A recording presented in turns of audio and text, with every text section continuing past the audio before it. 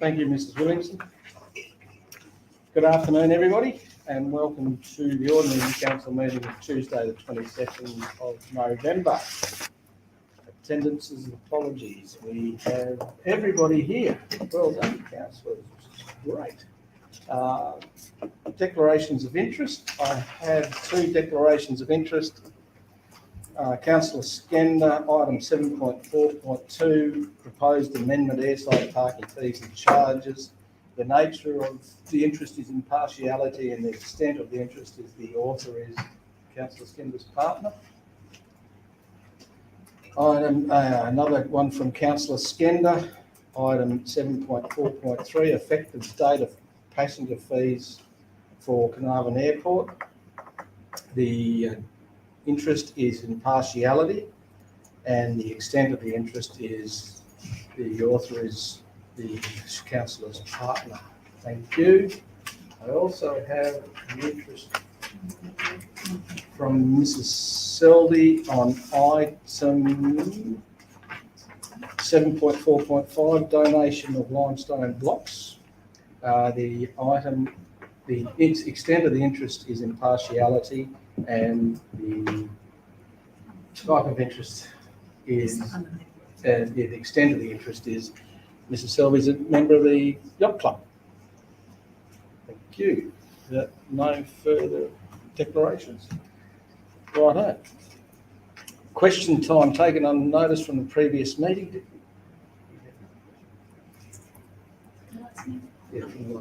No, there's no questions. Public question time. Do we have any questions from the public? Ms. Stevenson, come forward. Thank you.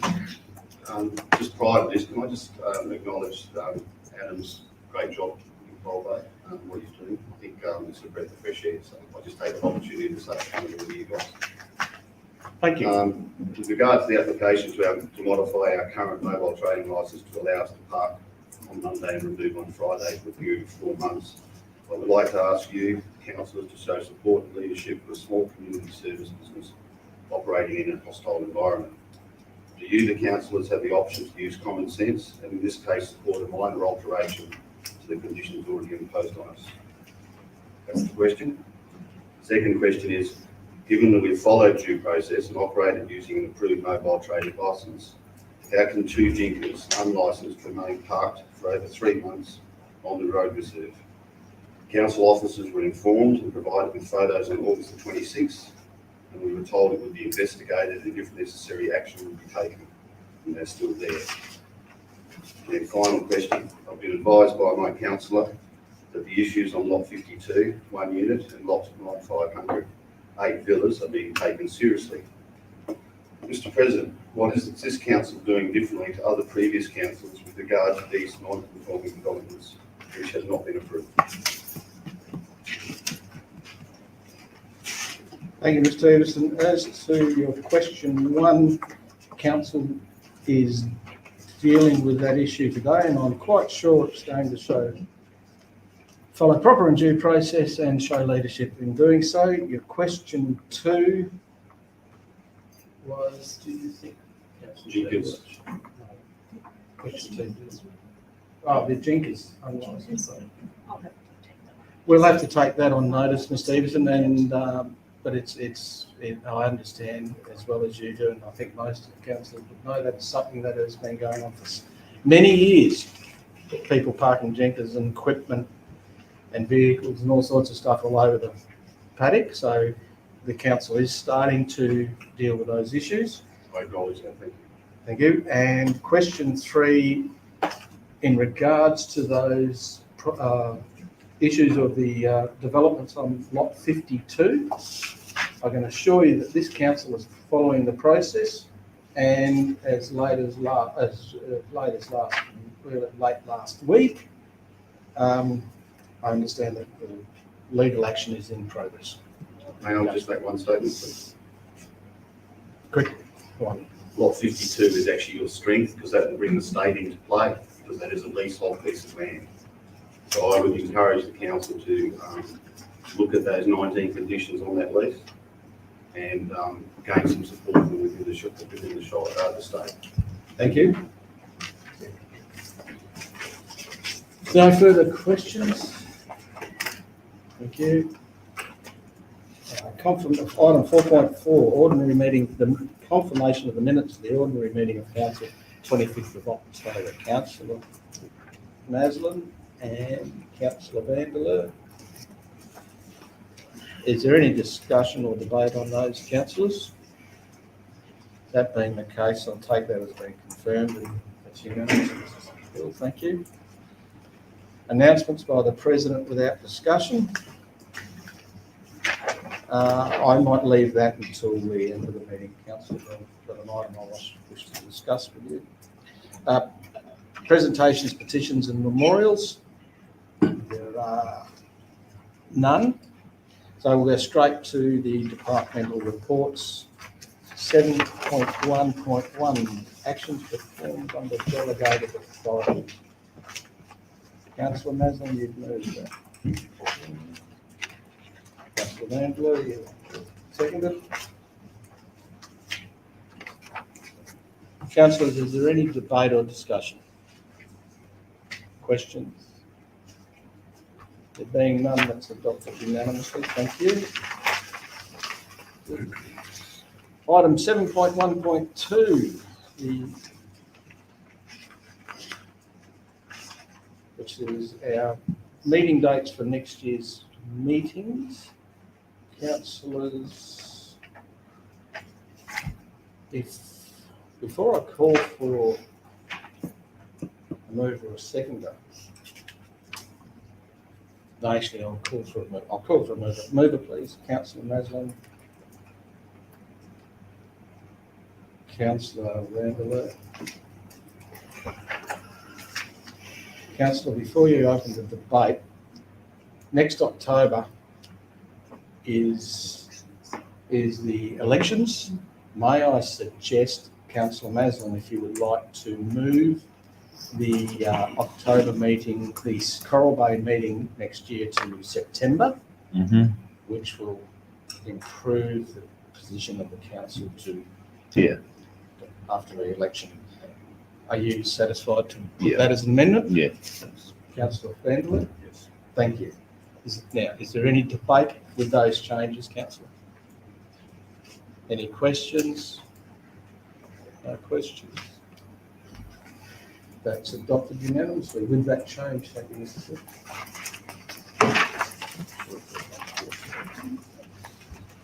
Item 7.1.3, elected member professional development.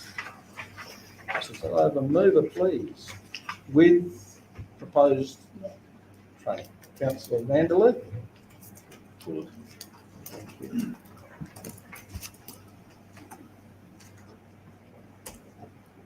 Councillor Vanderloo. Sorry.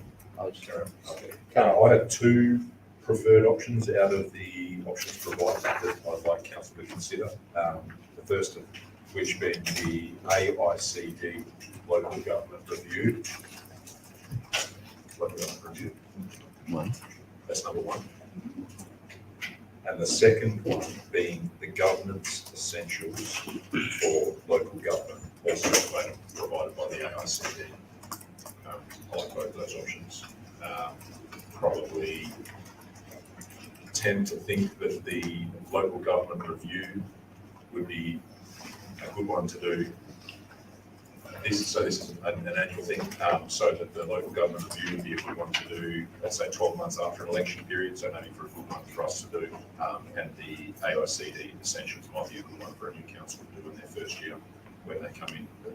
As far as the timing goes, they're my two preferences. And the timing, I think, if we have to choose one at the moment, I support the local government review more strongly. Thank you, Councillor Vanderloo.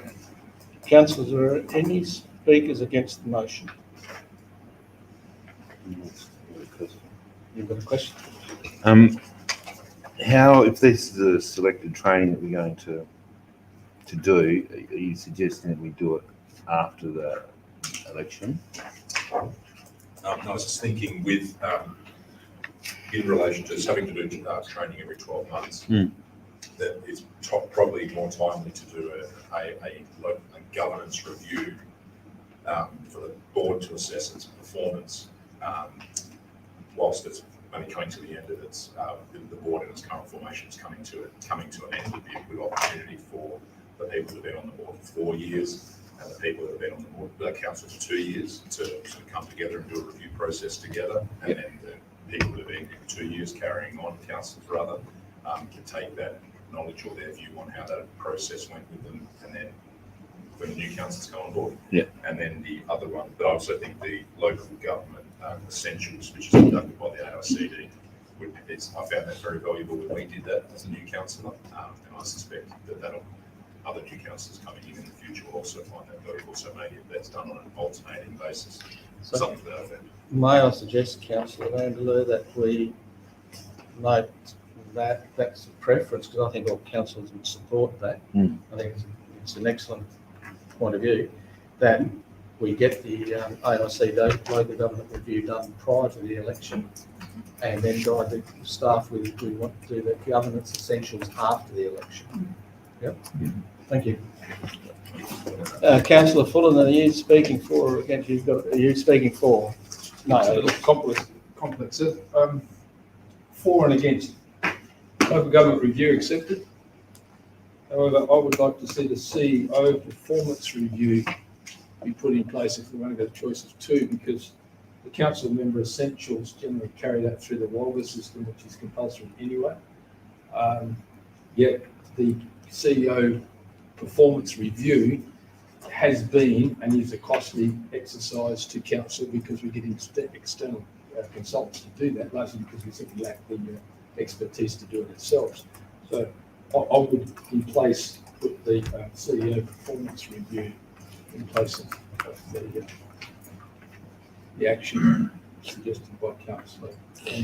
Councillor Fullerton, are you suggesting you'd like to amend the motion? Or foreshadow. You'll have, or foreshadow the motion. Which one would you like to do? I move to amend it such that 1 or 2 becomes the CEO performance. No, sorry, number 1, as Councillor Vanderloo has put, becomes the CEO performance review as per page 20 in the schedule.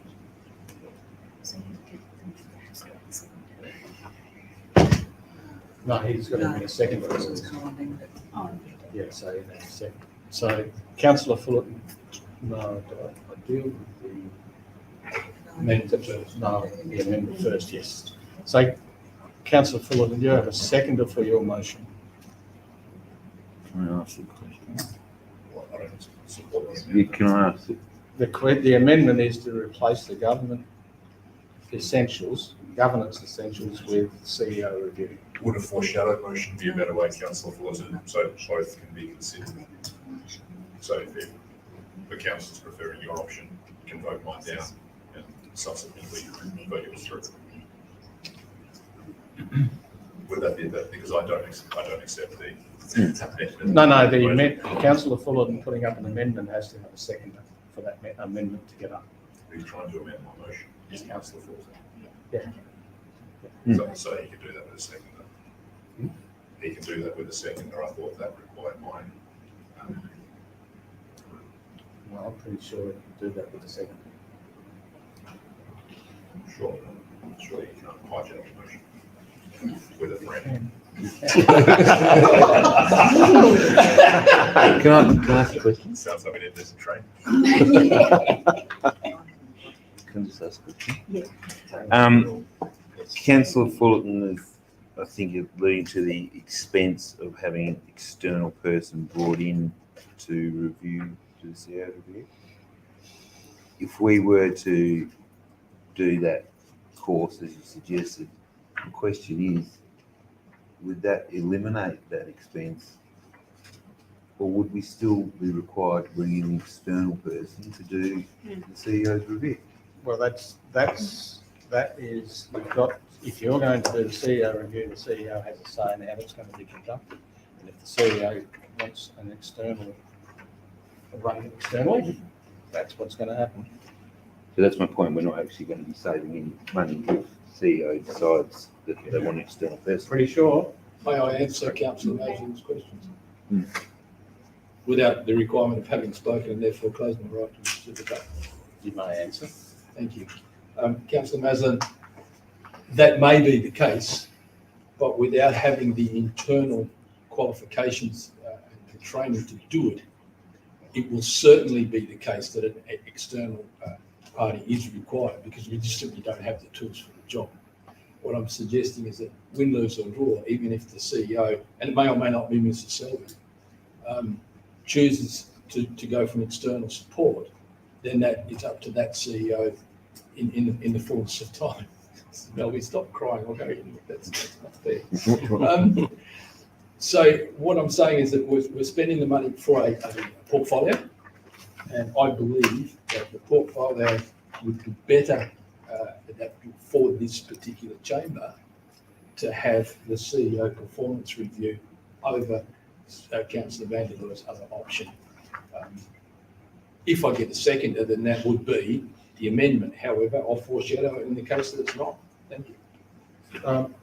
Councillor, just to provide a little bit of clarity before we go any further, this course, the AICD course, this course addresses the processes, knowledge, skills and attributes required for elected members to contribute effectively to the council's annual appraisal. It's not about saving money and not or using or not using an external guide process. So back to the amended motion on the books, Councillor. Oh, there's a point of order, sir. That is your opinion. That's not what's necessarily the case. No, I've just read that straight out of the AICD performance review documentation, Councillor Fullerton. So no, there's no point of order. Councillor Fullerton, you've got an amendment on the books. Do you have a seconder? I'll second. Councillor Langley has seconded that motion. Councillor Fullerton, would you like to speak for your motion? Yes, sir. Thank you. And I thank Councillor Vanderleur for his kind assistance in formulating this particular simple but complex motion. As to the local government review, we're in agreement, so therefore I support that and I think it's a good idea. As to the CEO's performance review, we did en masse, myself, struggled with some of the criteria. And I believe with a good background to the skeleton of what's required objectively and subjectively, that it would be a very worthy tool to have in the pockets of councillors. And whilst I won't be here, except for March, because I still will be, but in 2023 in October, you've said goodbye to Paul and Dr. Fullerton. But yeah, they're for carrying on councillors. We've got another good 2 years and maybe re-elected councillors such as perhaps Vanderleur, maybe his ambassador, so that the knowledge carries forward. And I think it's a very, very worthwhile tool. Unfortunately, we have to make a choice, and it's a bit like Sophie's choice. But I think this is the better twin. Thank you. Thank you, Councillor Fullerton. There are speakers against Councillor Fullerton's amendment. I'd like to foreshadow a motion, which is my original motion. Councillor Vanderleur, I'll just remind you that this, if the amendment does not get up, yours You'll stay. Apologise. you I thought there was a successful coup just carried out. councillors? No, it wasn't. There's no coup. So, and just for clarity, if the amendment substantially changed the officer's recommendation and the motion, the substantive motion that was put, then it would have to be a foreshadowed motion.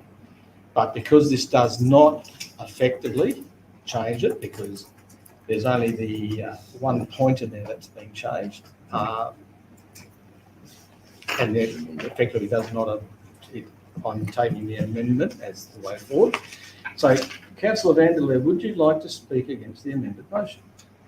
I'll speak against it and in support of my initial motion. And my reason is, my recollection is that the obligations of the council from the perspective of the CEO performance review are covered in some degree with the governance essentials that the AICD provides. So there is there is an element of that curriculum which does cover how the council can or could carry out the CEO performance review.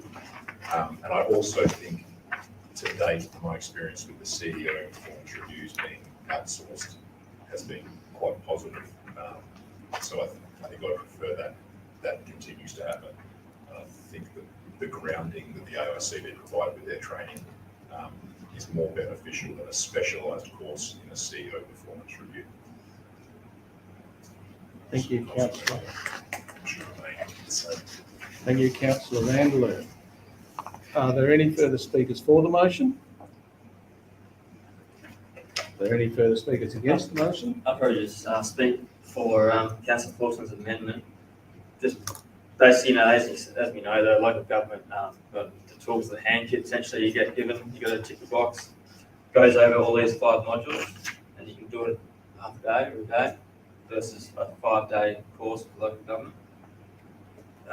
I think the more targeted approach over 1 day is, focuses on a very important issue, which is CEO review, and you're still not going to remove having a third-party consultant do it. I think, overall, we had a lot of context for us in terms of understanding the role of CEO within the Shire. Thank you, councillor Langley. Any further speakers against the motion? Can I just get some clarification? You're saying one of them only goes for 1 day and the other one goes for 5 days Correct. in time. Is that right? Yeah, it's in this.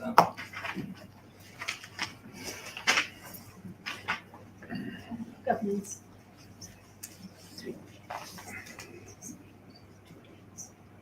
So the governance essentials is a 2-day course. And the CEO performance review is a 1-day course. I was looking at council member essentials. Yeah. It's different. So there's an AIC2 provides AICD. Okay, so we've had speakers for and against in the question. Councillor Fullerton, is there any further speakers for or against? Councillor Fullerton, would you like to close the debate on your amended motion, please? Yes, sir. Thank you, sir. Thank you, councillor Baslan, for pointing out the 1 day over the 2 days. I didn't take that into consideration, but thank you for pointing that out. Does everyone want to sit here for 2 days or 1 day? Your call. Sorry, that was a bit cruel, wasn't it? Councillor Vanderloo, but I think if we have the money, again, Sophie's choice, and summing up, and thank you, councillor Langley, for pointing out that I think we get a better bang for our buck with specifically going for that. And because of the doctrine of separation of powers, which I might bring in, it is better to understand because the CEO has probably, hopefully, got a very good understanding of the role of councillors, but quite often councillors don't have a really clear understanding of the core things. The role of the CEO has to take a meat sandwich. Thank you. Thank you, councillor Fullerton. With that, councillors, I'll put this to the vote. This is the amended motion. All those in favour? Aye. All those against? That is 6-2. Thank you, Mrs. Hill. 6 in favour. 6 against, 2 in favour.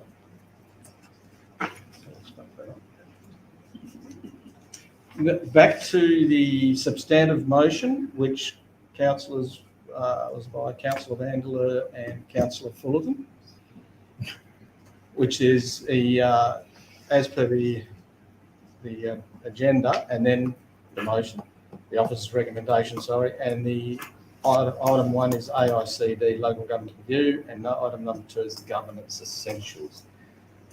Councillors, Councillor Vanderloo, do you wish to speak for this motion? Just the debate's open. I support the motion, obviously, for reasons previously mentioned. Any speakers against the motion?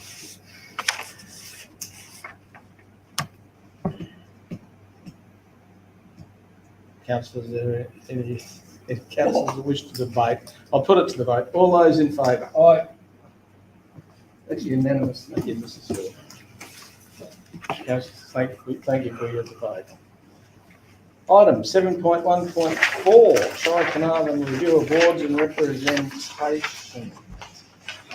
Councillor Maslin, you're moving that motion. Councillor Skender, you were the next one up. Thank you.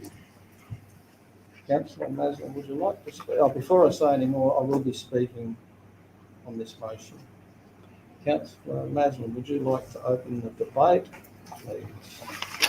First of all, I'd like to thank Mrs. Selby for putting together quite a comprehensive item in regards to this. It's been well researched. The feedback's been well noted and documented. And in this case, in regards to the officer's recommendation, that basically, yeah, we leave it as is, where is, in regards to the wards and the representation there within. An old system, I suppose. If it ain't broke, don't try and fix it. In regards to, is it equitable? I mean, it doesn't have to be fair, but it's got to be even. No, it doesn't have to be even, but it's got to be fair. And I think this is a fair representation. So I urge councillors to support it as per the officer's recommendation. Councillors, are there any speakers against the motion? Any speakers for the motion? I have to, sir. I also thank Mrs. Selby and her staff for a very comprehensive review. I think when they put the statute in saying they had to be reviewed, I don't think they meant that it had to be 1,000%, but take a shilling out of the till, as Mr. Maslin's father would say. Absolutely brilliant show. Well done. It's reviewed. And I'm reminded by Councillor Maslin, it's a matter of equity and equality. Equality in British law assumes all people are equal. And it dates back to the times of slaves and slavery where people were not treated equally. And of course, I was going to run through 12-15, Runnymede, 13-15, Bannockburn, 14-15, Agincourt, Henry VIII in 15-15, who introduced the Courts of Chancery. 16-15, I couldn't find anything much on that except for the colonisation of the Americas. And then we have the Jacobite Rebellion of 17-15, wherein the Scots rebelled against the oppressive English.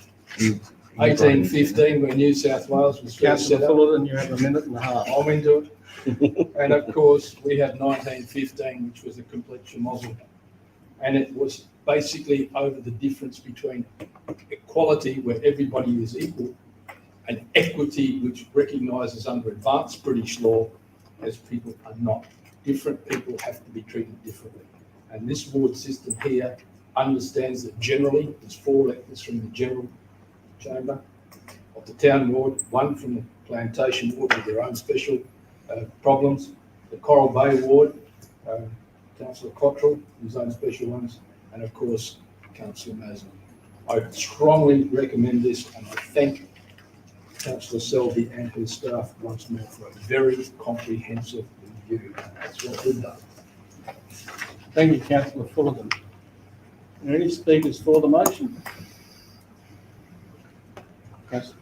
Yes, just also want to thank Ms. Selby and the staff for a comprehensive review, as been said several times now, but also like to point out it's great how this has also highlighted the fact that although we might be elected in our ward to represent our ward, that all councillors are here to represent all the wards and all the shire as well. So even though, essentially we're not elected just to represent the people that elected us, we're all here to represent the entire shire.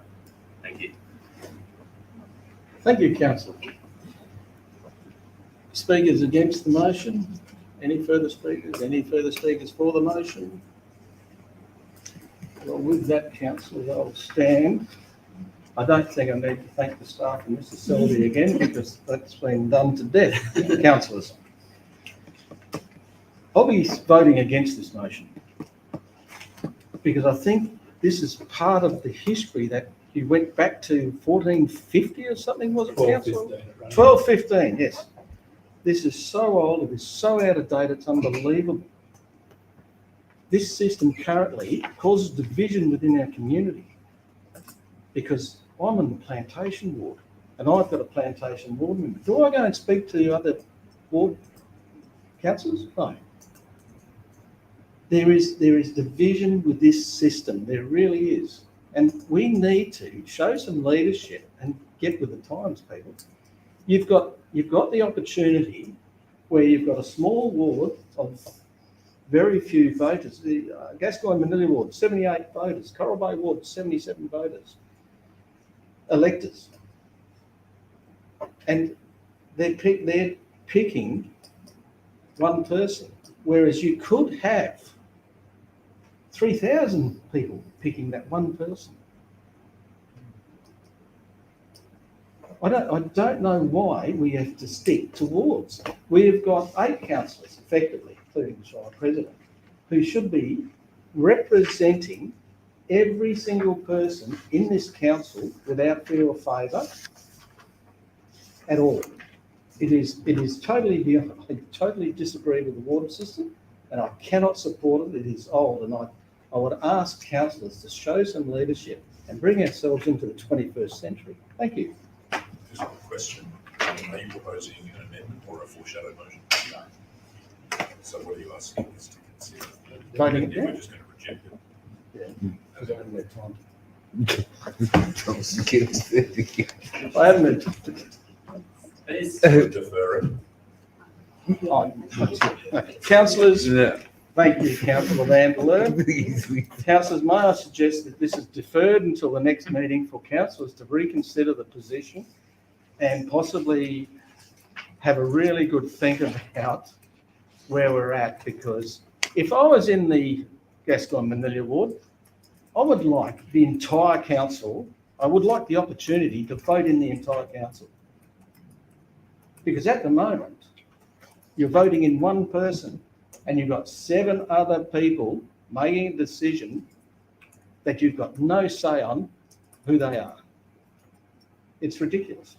So thank you for the opportunity to letting me say that, Councillor Vanderleer. So I'm asking councillors to defer this. So we have to close the vote. Councillors, Point of ask a question. sorry? No, Just that's- ask a question. With regards to the state government, aren't they reviewing this water policy? And when's the decision going to be made? Yes, please. Thank you. Thank you, Mr. President. Councillor Langer, yes, as part of the local government reform, there are certain changes being proposed under that reform. The reform is due to be enacted sometime next year, early next year, certainly anticipated before the elections. But the changes would allow councils of Band 1 and 2, and we're a Band 2 council, to retain the ward system if they wish. The other changes to the ward system would be on the numbers, to the representation levels, would be on the numbers permitted within a population of our size. So that would be an upper limit of 9 elected members for a population of our size. Sorry. Can I close the vote? Sorry, councillor, you have to bear with me. I'd like to foreshadow that motion with the motion to defer this item, so.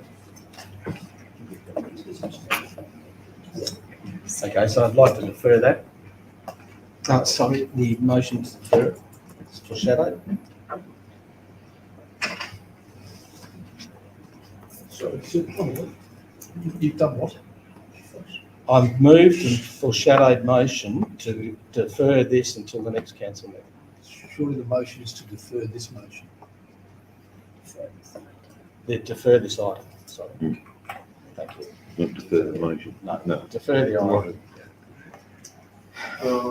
What's the purpose of deferring? Sorry? To bring it back to council and give council the opportunity to have a bit more thought about what the. It's still going to be presented the same way.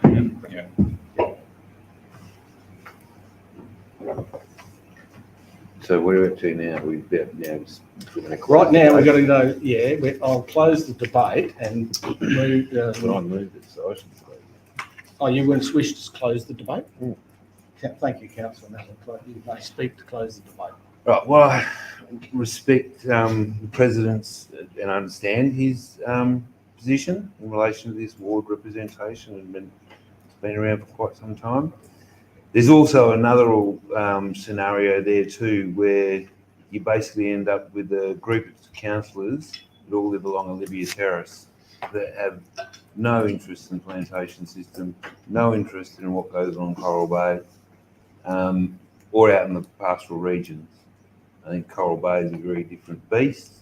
I think the pastoral ward itself is quite different to the plantation ward.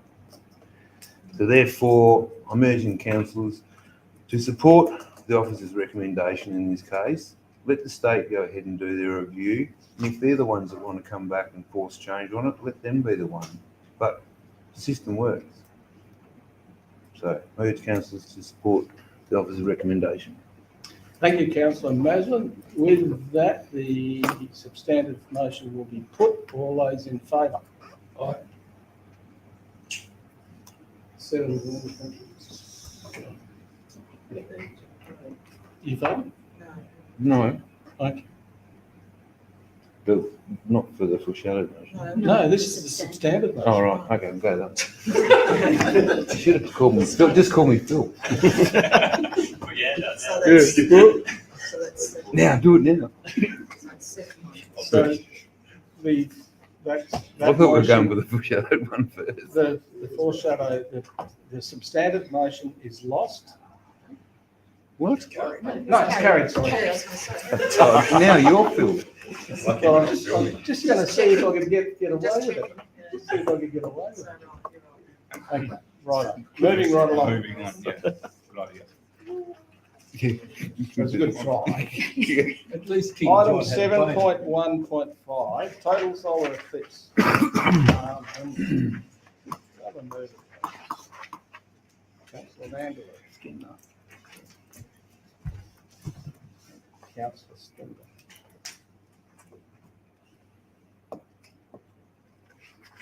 Councillors, is there any debate? There being no debate, I'll declare that unanimous. Thank you. You do want to debate? The debate's over. So, councillor Clausen, I have no, I speak in favour. No, it's too late. I'm Too late, it's done. Sorry. Item 7.2.1, creditors report of accounts paid under delegation. Councillor Maslin.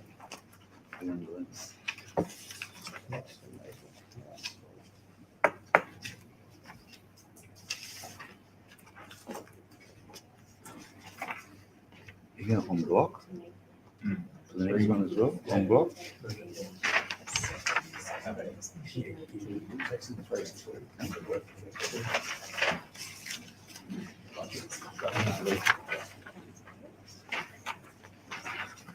No, the third one's an absolute majority. Okay, so councillors, councillor Maslin, you move this motion. You can move this one and the next one on block. Yeah, just hang on a second, because I want to ask you to, on EFT 36716, Mhm. change the wording of that one to read, it wasn't, Oh, yeah. Understand it was wasn't an understand, it was an overpayment that was returned. Yeah, make that a minute. Yeah, that's going to go on on a note, just to clarify that, to make sure that's correct.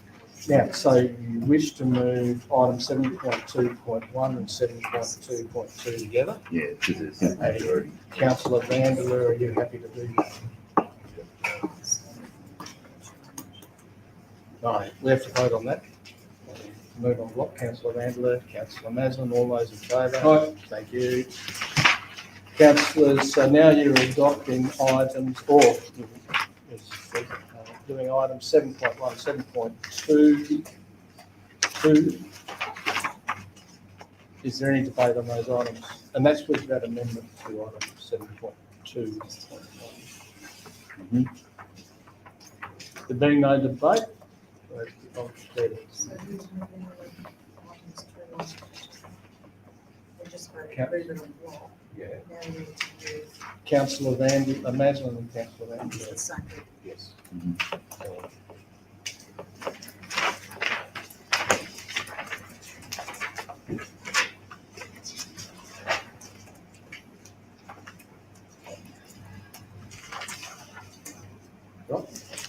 Councillors, item 7.2.3, budget adjustments, 31st of October 2022. Councillor Vanderbilt. Councillor Skender, seconded that. Councillors, is there any debate? Being no debate, that's adopted unanimously. Councillor, item 7.2.4. Horizon Power application for electric charging points. Councillor Fullerton. We have three parts to this and they're all simple majority, so that's fine. Move on block, sir. Councillor, Councillor Fullerton, did you need that?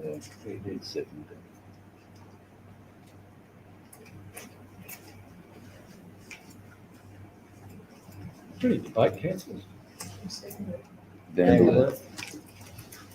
Sorry, speak up. There'd been no debate, that's adopted unanimously. Item 7.3.1, Charles Carnarvon Local Planning Scheme number 13, Scheme Amendment number 5. Councillor Maslin. Councillor Skender. Councillors, is there any debate or questions on that item? Councillor Fuller, Councillor Skender, could you open the debate, please? Yeah. Oh, sorry, Councillor Maslin. Yeah, debate's open. Thank you. Councillor Fuller, do you wish to speak? Yes, sir. I agree. I believe that Dr. Barrett is in an invidious position of having to find new premises. It's not a voluntary measure. And I totally agree. Mind you, I can support Dr. Barrett no matter what she does, really. It's subject to 3.2, which is the minimal impact of the scheme. There's one residence within the barking distance, I believe. And I would assume that our staff will address that item with that particular resident. Is that correct? So through the chair, is that correct, Mr. Selby? The consultation with the resident within the vicinity, I will ask Mr. Lowe if that has happened or if it is to happen. Thank you through the chair. The consultation phase will happen subsequent to this process. Thank you for that, Mr. Selby. Therefore, I strongly recommend this motion to council. Councillors, is there any speakers against the motion? Question. Question? Just in relation to this amendment having to be made, because obviously when Town Planning Scheme 13 came in, it's not everyone's favourite reading material, I suppose, and so she wasn't aware of that. Being that the changes aren't that dramatic and widespread, next Town Planning Scheme, would that be addressed to the residents that are going to have their zoning or areas changed? Like, will they be notified? So if you've got a, like this, for example, in this case, will they be notified because she bought this building for this purpose, Town Planning Scheme came in, was changed, and then it was contradictory. So I'm just wondering how we're going to address that going forward. So if I may, through the chair, the practice, I believe, will be to write to residents who are impacted by a change to the scheme. So they get notification, personal notification, not just a generic advertisement in a paper about a scheme amendment. And Mr. Lowe is not in. Yep, thank you. Thank you, Mrs. Selby. So councillors, is there any speakers? for ordinance? No further questions. I'll put it to the vote. All those in favour? Aye. Thank you. Unanimous, Mr. Steve. Item 7.3.2, mobile trading licence application on lot 800 Banks of Coral Bay. Do I have a mover? You remove?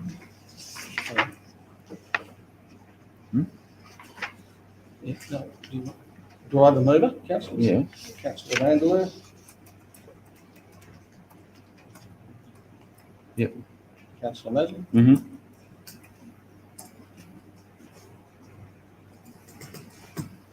Councillors, is there any debate on this item? Councillor? Yes, thank you. Firstly, I just want to commend the applicant for actually following proper procedure and instead of just doing what they want to do and waiting for a reaction.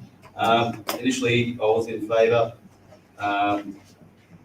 of their application. What seemed simple, not too much of a change, but after looking into it, unfortunately, with it being against the whole structure of their mobile trading licence and against shire policies, I can't support something that makes that council goes against their own shire policies. Unfortunately, it may seem like a simple minor adjustment, but those policies are in place as something we're trying to stick to. We're trying to follow to fix up all the other things, so we can't. It's very hard to make an exception for something that might seem just simple. Thank you. Thank you, councillor. Well said. Mm-hmm. Councillor, are there any speakers against the motion? Any further speakers for the motion? No. Yeah. I'd like to commend Councillor Cottrell on coming to that decision. I understand, and I also feel empathy for the applicant, and he's obviously, as mentioned, operating in a pretty hostile environment up there. But in this case, I don't think we have any other choice than to vote according to the officer's recommendation. Thank you, councillor Maslin. So you spoke for it, so the speakers against the motion. Any further speakers for the motion? No further speakers, I'll put it to the vote. All those in favour? Right. Unanimous. Thank you, Mr. Hill. Councillors, item 7.3.3 is going to become a matters close to the public due to the confidential nature of the schedules. So I'll shift that to the end of the meeting when we do confidential items. Thank you. So we'll go straight to item 7.3.4, Community Growth Fund Land Fee Applications. Councillor Maslin, are you moving it? No. Councillor Scandler, seconded. Councillors, is there any debate?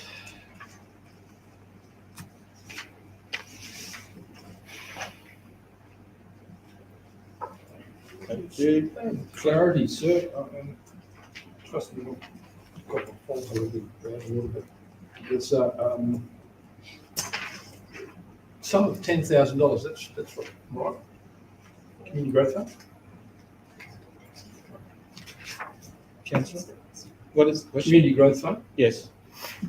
There's a question, a grant to the Gascoyne Memorial Foundation of $10,000 for rates assistance.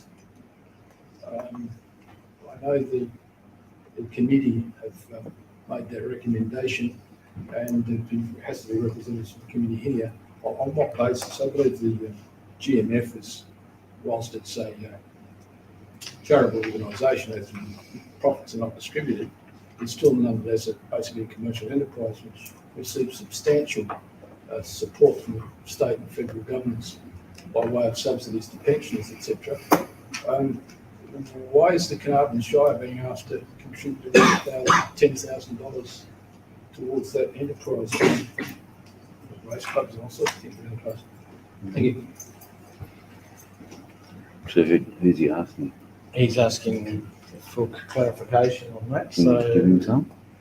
Yes, please. Right, okay, so basically the committee, Community Growth Fund Committee, actually had a matrix to work with. That's what we guide that we've been given.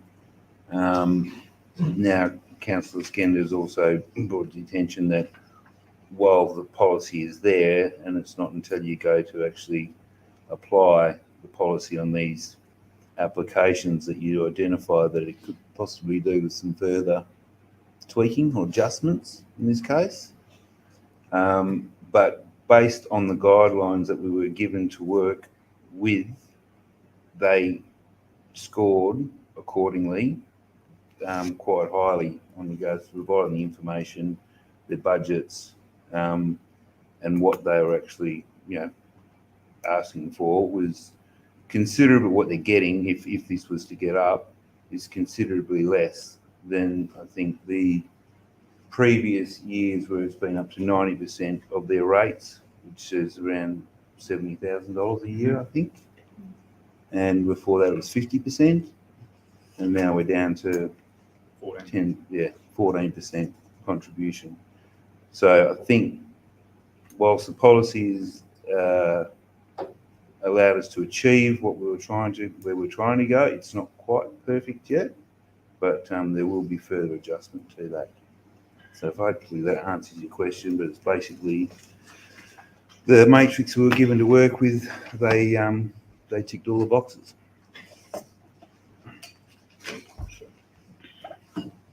Councillor Fullerton? Thank you, Councillor Muslim, for clarifying that. In that case, I move to amend the motion to delete item D from the schedule under 2, such that it's struck out of this motion.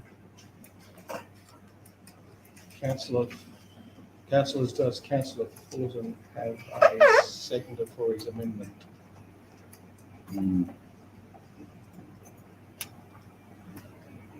A second of the amendment for the vote To debate. to debate on. Thank you, Councillor Vanderwerf. Councillors, we are now dealing with the amended motion, which is the motion as put minus point D. Councillor Fullerton, would you like to speak for your motion? Yes, sir. Whilst I appreciate what the GMF does, and in fact, I take the opportunity to make note that my father and Keith Hazelby and Billy Burgess put their houses on the line initially to get this done. And it's a very worthy thing. It's intended to be a supplementary for old diggers that were wounded as the main and savoury to come back and they had nowhere to live, and the GMF was established to house for those people. However, I believe that in the fullness of time, some of that has changed. That generally it's a, do I use the term, an old person's home? Not quite a nursing home, but accommodation for pensioners. And that's a worthy cause, I understand that. However, I also note that whilst it might not distribute its profits, it will be making a profit and it's a commercial enterprise. I also know that the Commonwealth Government give rental subsidies to Commonwealth pensioners through the pension system. So that's already receiving a rebate. I know that the state government has contributed through grants and other items on a substantial basis. This is not a tin pot exercise. It's a very, very large establishment. And I don't believe that the average taxpayer of Carnarvon has to put his hand in his kit in addition to that. There are a lot of worthy enterprises subjectively. There's the Yacht Club, which contributes a lot to the social merits. It doesn't put its hand, it's making money, but it doesn't put its hand out for an extra grant for dismissal rates. There's the Racing Club down at well, hopefully get a road to. It knows it's a commercial enterprise. It might not make much of a profit, but it's aware of it. And it doesn't put its hand out. There's the Bowling Club. There's a whole raft of things, which organisations that we own sometimes the property thereof. But the GMF have fee simple on their own title. This is not a tin pot exercise. And I don't believe the extra $10,000 that's got to come from other pensioners around town who also contribute, myself, Skender, Merriman, all councillors here, all have to pay our rates. And I believe that's got to factor it into their costs. Sorry, thank you. Thank you, Councillor Fullerton. Is there any movers against the motion? The amended motion? Are there any further speakers for the amended motion? I'll put the amended, councillor Fullerton, would you like to close the debate on that amended motion? Thank you, sir. I'll put it to the vote. All those in favour? Of the amended. The amended motion.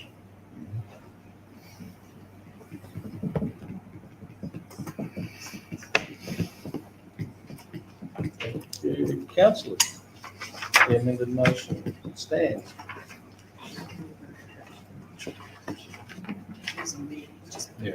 Yeah, to the motion.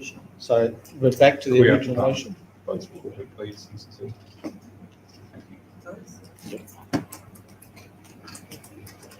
So the motion now is put minus item D. So councillor Maslin, Mm-hmm. do you have anything further to say? No, that's, I thought we just, No, that's, we adopted the motion to remove Yeah, item D. yeah. Okay, so now we're back to it without the, yeah, that's fine. so councillors, is there any further debate on the officer's recommendation, the amended officer's recommendation? There being no further debate, I'll put it to the vote. All those in favour? Aye. Let's stick to, thank you. Do you want to record it again? Councillors, item 7.3.5, refurbishment of house A128A.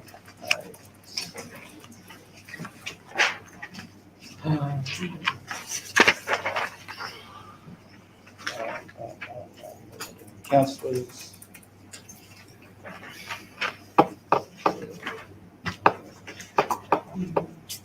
Mm. Do I have a mover, councillors? Councillor Vanderlert? Councillor Skender?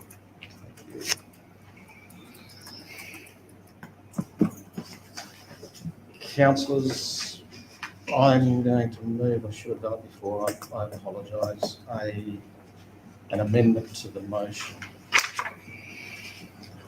which will be, I don't remember what this is, so continue.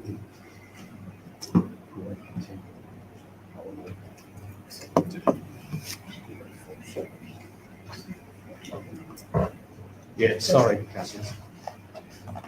Stand up. I want to foreshadow the motion, if it doesn't get up, that the the previous officer's recommendation stands, where the property needs to be demolished. So, all right. So we'll deal with the substantive motion, and then if that fails, we'll do the foreshadow motion. So, councillor Vanderloo, would you like to open the debate on the foreshadow, on the substantive motion? The debate's open, and I support the officer's recommendation in this sense. Thank you. Are there any speakers for the motion? Can I ask a question? Is this property currently boarded up and then like in a safe, is it securely boarded up and kept in a tidy condition? Councillor, can I? Mm. What I'll do, so you've opened the debate? Well, yeah, both, I just asked a question. Councillor Vanderloo's opened the debate, so you asked a question, okay. I'll answer that question and speak against the motion. I understand there's a lot of work going into the motion, but in recent times, due to the activity in that area of Carnarvon, that house has now become an absolute wreck. It's got no eaves left in it, there's no ceilings left in it, it is smashed. I don't know how to describe it, it is an absolute hazard to the community. It really is. I don't believe it was initially boarded up some time ago. I'm not sure when that occurred, but that boarding up has totally failed. It's a cyclone hazard. We're coming up to the cyclone season with the eaves blown out of it. I think the wind's going to get in there and we could end up with some serious further damage to the community in the vicinity being done. I think it's hard to comprehend how bad it is. And the entire yard has not been touched. The fencing's fine because it's big, heavy block fencing, but the gates have been torn off. It's absolutely and completely and utterly destroyed. I understand the owner has family in the town, and it appears to me that it's been ignored. It could not get as bad as it is if people were regularly monitoring that property. It's as bad as anything else in that area that has been trashed. So I can't support this going on any longer. I think it's a danger to the community and it needs to be addressed. So I will not support that motion as presented. Thank you. With that, are there any further speakers for the motion? Any speakers against the motion? None. No, sir. Councillor? I echo your words and I feel enormously sorry for the owner. It's a terrible thing, and I have been a mongrel, but I agree. Sadly, it's just got to a point, and probably raises bigger issues for the towns. It's a thin edge of a wedge, but unfortunately we're stuck. I don't think we've got any choices. So I feel sorry. I wish you Christmas present. Thank you for that, Councillor Fullerton, and you're quite correct, because this will be the second house in that position, and there's more to come, unfortunately, unless we can have change made to the what's happening within our community. And I feel for the family that own that house, and I feel for the gentleman that owns the other house. And there's, as I said, unfortunately, there's more to come. But we cannot afford to endanger the rest of the community by allowing this to continue. So, thank you for that. So I'll just ask a question in relation to that, because I don't know I haven't been to the property or seen it recently, so I'm trying to gauge, get a bit of information on your view. That is your view that the house has gone to the point where the refurbishment is an unrealistic path back to a habitable abode. Councillor, it's reached the point where it'll be questionable as to whether as it stands right now in the current market, it's questionable whether you would get your money back by refurbishing it and selling it. I think structurally it may, bare bones structure, be okay, but you're looking at total replacement of windows, walls, it's all internal walls and ceilings, a fair bit of the external walls, plumbing. Are you able to provide context of other houses? I've heard sort of rumours maybe like 3 have been fixed up and smashed. Same house, time and time again. So that's occurred with the SHIRT process that housing is undertaking in that area. There is one house, 10 Tompkins, to my knowledge, has been fully refurbed 4 times. On this 5th time, I believe they're very close to getting people in occupied. But that's cost hundreds of thousands of dollars. I know the very first refurb was over $270,000, and it's been done. And I can show you photos of the damage done the 4th time. So it was ready to be painted, and it was utterly trashed, including a brand new kitchen. So is your view then that houses in certain areas shouldn't be repaired? Just trying to think about what that statement might. I think we've got Councillor, we have a very, very complex issue in that area of Carnarvon. I can't answer that. Can I just confirm that Shire will pay for the cost of demolition? No. I move the motion to add that.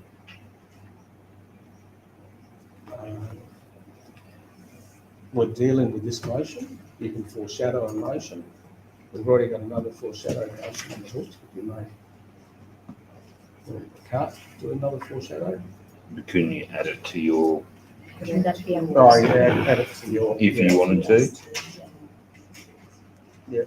Okay, you can move add a point. Yeah, I'd like to add a point to this recommendation. Is that possible? To the foreshadow. To the foreshadowed motion. Foreshadowed motion. In the event the council does proceed with demolition, that we do it at our own cost, just to alleviate any further stress upon the resident. Fair enough.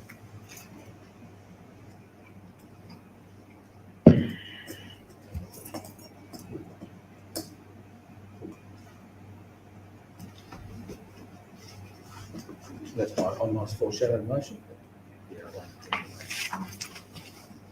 So I'll second councillor Lamb's amendment.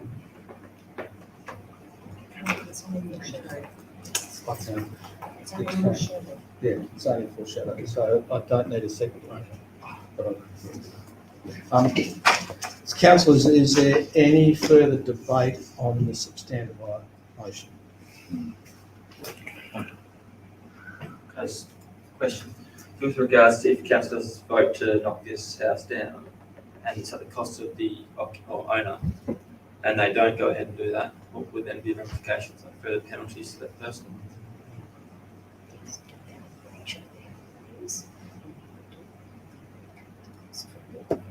So if they don't knock it down, they're in breach of their orders, so then the Shire would do it and then recoup the cost from the sale of the property. And the owner.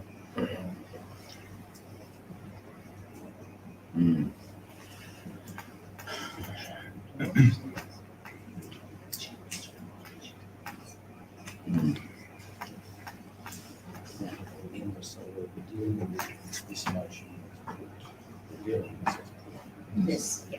So, council, just to remind you all, we're dealing with the motion as put. Is there any further speakers against the motion? Substantive motion. Substantive To motion. defer. Against or No, no. speakers for it? Four. Now, I've asked call for against now, that's four. For the officer's recommendation. Yeah. I'd just like to speak for the officer's recommendation to defer enforcing the demolition. There's some confidential information here, so just in regards to the potential transfer of the property and waiting for family courts to make a decision on whether that property is transferred to one party. I believe it is fair for this council to wait for that to occur, because that will determine if this property or proposed property refurbishment goes ahead or doesn't. If reading the information given to us in an email from one of the owners, I interpret the email that once the property is repaired, there's a 12-week plan there, that rates will be paid in full on transfer and settlement of the above property to the single owner. And they haven't clarified if they will live in that property or sell it. So I believe the potential that the owner could live in that property and house themselves is reason enough for me not to go ahead with the demolition order at this stage until they've had the opportunity to acquire that property in their sole name. Thank you. Thank you, councillor. Are there any further speakers against the motion? So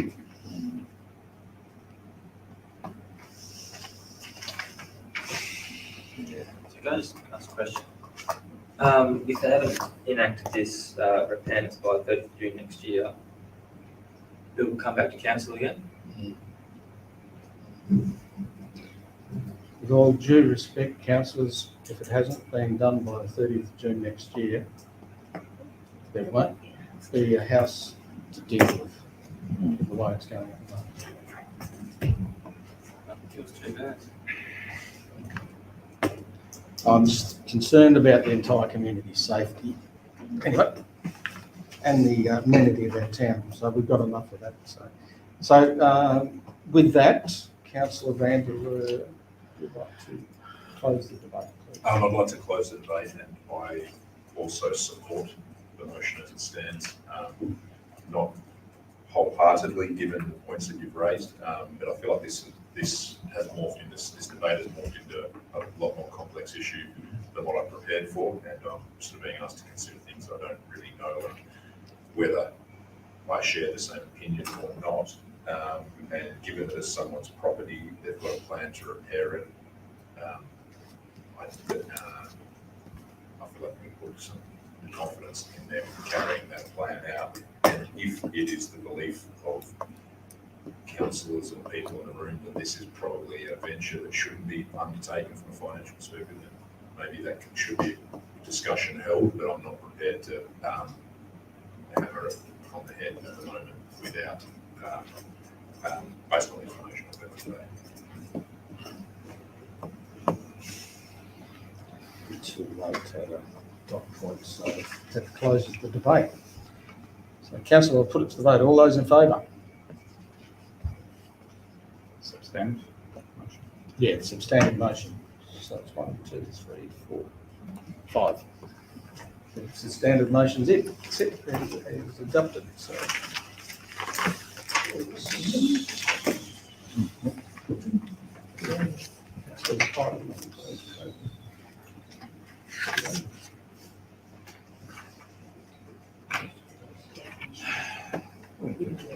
Excuse me, Yes.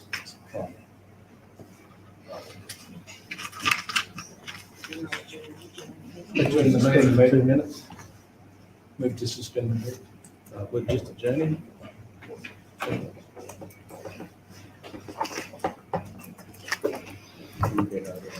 Oh, no, that's what I was going to get with your motion. Just like you vote for.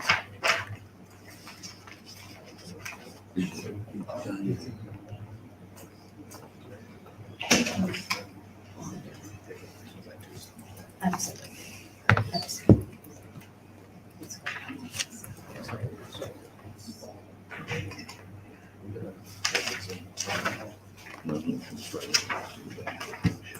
Yeah. No, no, that's right.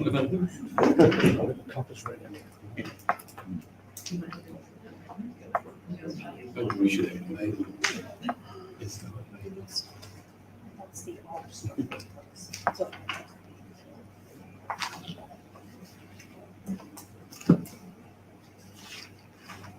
So I'll move this one.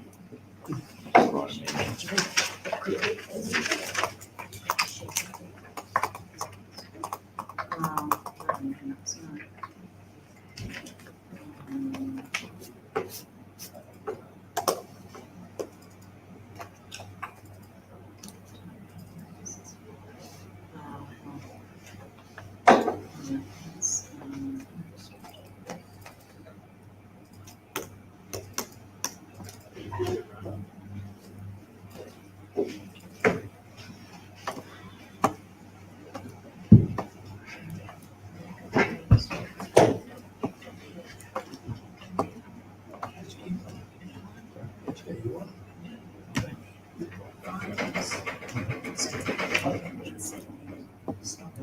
Placements.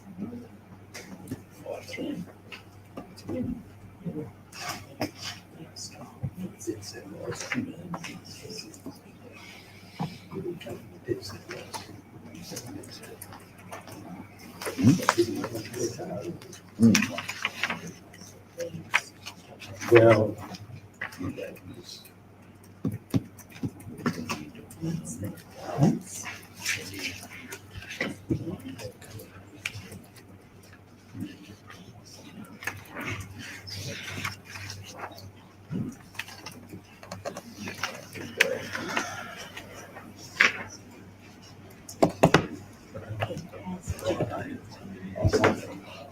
Yeah.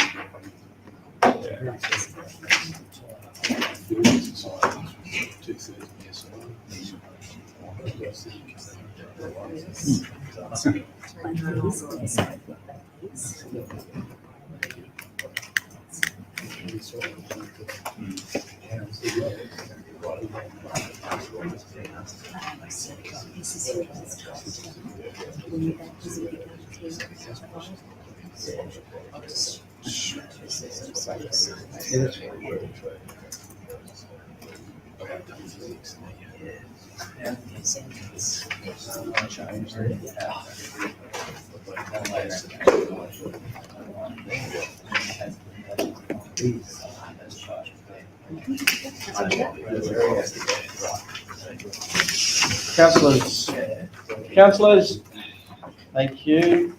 Item 7.4, oh. What was that, Councillor Maslow? Moving. You'll get this. Item 7.4.1. Councillor Maslow wishes to move that. Do I have a seconder, please? Councillor Fullerton. Councillor Maslow. Well, I'd like to make a slight amendment to this motion.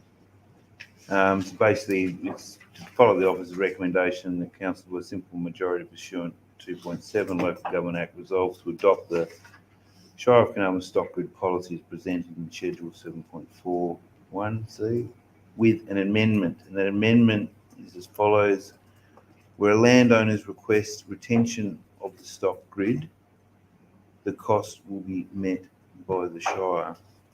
So in layman's terms, if they request a new grid, then there's a cost contribution between the Shire and the pastoralist, the landowner. But all existing grids that are on the Shire, on the roads, on the public roads, are there. Any of those grids that need retaining, but also eventually replacement, that cost is met by the Shire. So just with that amendment. Councillors, can I, before I go any further, so there's, as per the agenda forum this morning, the change has been made to where it was, to clarify the viable stock grid part, and the change is there for you all to see, the stock grid replacement, where a stock grid meets the requirements of being a viable stock grid, i.e. it has been but is no longer fit for purpose or beyond reasonable, blah, blah, blah. So those are changes to just clarify that. And then Councillor Maslin's, so that is a change to the. It's just an amendment. An amendment to. What page number is it in the policy? Sorry. Yeah.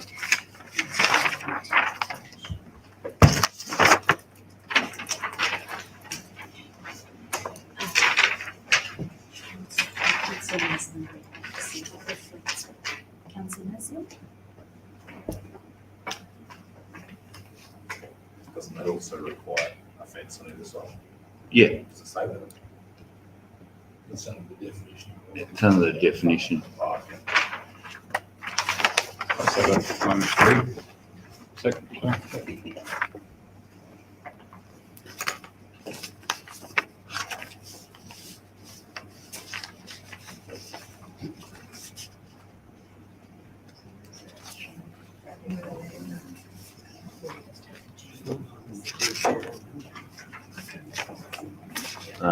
Councillor Fullerton, So, do you agree with that amendment? yes, sir.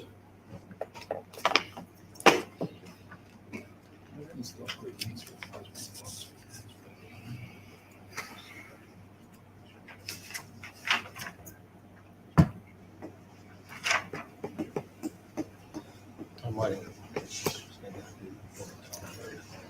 I just want to wrap my head around this. So you were saying that if this, just to summarise, we're in standing orders, sorry. Yeah. Yeah. Where a stock grid meets the requirements of being viable, feasible stock grid as being fit for purpose. So existing stock grids that may be damaged to replace by the Shire. Yes. Okay. It's only really changing the stock grid replacements from being viable stock grids, the wording there, and then where the stock grid meets the requirements of being a viable stock grid, i.e. it has been but is no longer fit for purpose or beyond reasonable economic repair or condition, But by having a fence either side of it and stock on each side of it, I suppose, or on one side, it is a viable stock grid, other than the fact that it's, and the Shire will replace it. As long as the stock grid is basically there doing a job. And previously it was 50/50. Yeah. Previously. Yeah, well, no, it wasn't. It wasn't. Well, if it was on a boundary, it would be a third. But the other option then is the pastoralists would say, well, or not to contribute. So no, I don't want to just put gates in.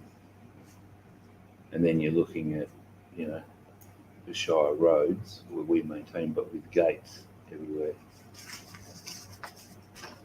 So they're public access roads, and the grids currently belong to the Shire. But for example, it's a sheep grid, and it needs replacing. You're not going to replace it with another small stock unit grid. You're going to future-proof it, and you're going to put an 8-metre grid in for large stock units and small stock units.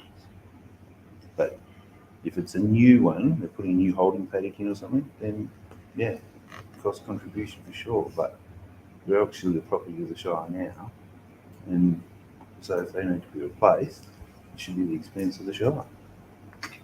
Can I ask a question? This is not that it's messy, but I respect your input, being pastoral ward councillor. Can I just maybe ask the CEO, are there any implications with this that I'm not seeing, or anyone else for that matter, with this change? So through the chair, and I may look to Mr. Nielsen as well.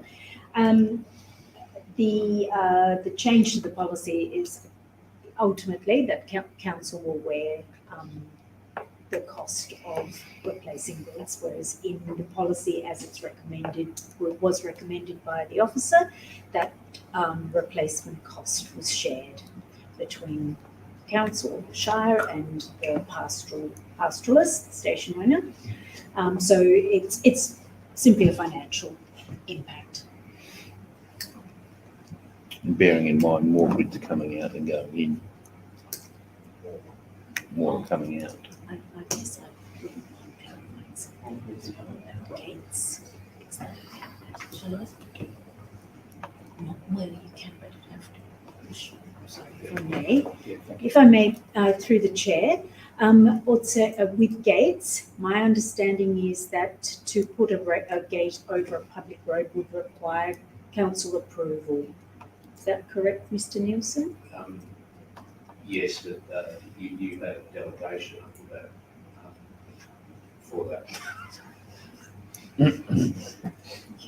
There you go. That's what you wanted. So then this is an amendment, yeah, to the policy which underpins the, just to give council the option. Am I able to foreshadow the original one? Is that just so council does have an option if this one doesn't go forward? Yeah. Yep. You can foreshadow. So you're foreshadowing the motion as originally put? Correct. Thank you. Or no, maybe Can't not. be. So if I may, sorry, through the chair. So but we would still include that definition of viable. Yeah. So the only change that you won't have is the full replacement cost. That's right. Is it worth adding as well, like, aside from the grid installation, like any change to the fencing, widening the road, is that the cost of the landowner? Yeah. Is that clear in the policy? Is it? Well, it's not clear, but they're responsible for the fence. They've got to have a fence to the grid before you can put the grid in. I'm just thinking in terms of that widen the grid, like from a sheep to a cattle. Just seems to be happening more with the widening of roads generally. Yeah, I think any and all new grids will be 8-metre grid. So, councillors, if there's no further questions, Councillor Naslin moved the motion with. I do have a question. Okay. To Councillor Naslin. The benefit of a grid sitting on the fence. On the grid.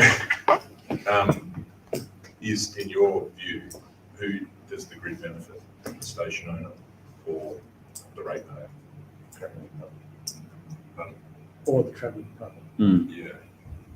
Well, they're public, to answer your question, they're public roads, so they benefit the public in general. So it's not just pastoralists who are using those roads, it's mining companies, tourists, obviously some stock trucks as well going down there. But it's, as far as the pastoral is concerned, it'd be easier for them just to have a gate swung and not have to worry about it. But that's going to interrupt the travelling public. So to answer your question, there is a bit of a dual benefit there, but pastors are out there, they're paying their rates. Some of them, up until recently, have had to wait up to 8 years or more to get their driveway graded or roads attended to. So I think this is somewhat a way of saying, well, look, we'll maintain the grid and the road network and keep it free flowing for the travelling public as well, but we'll stump up to the cost of the grids and the installation. But if you want a new one, you go Harvest.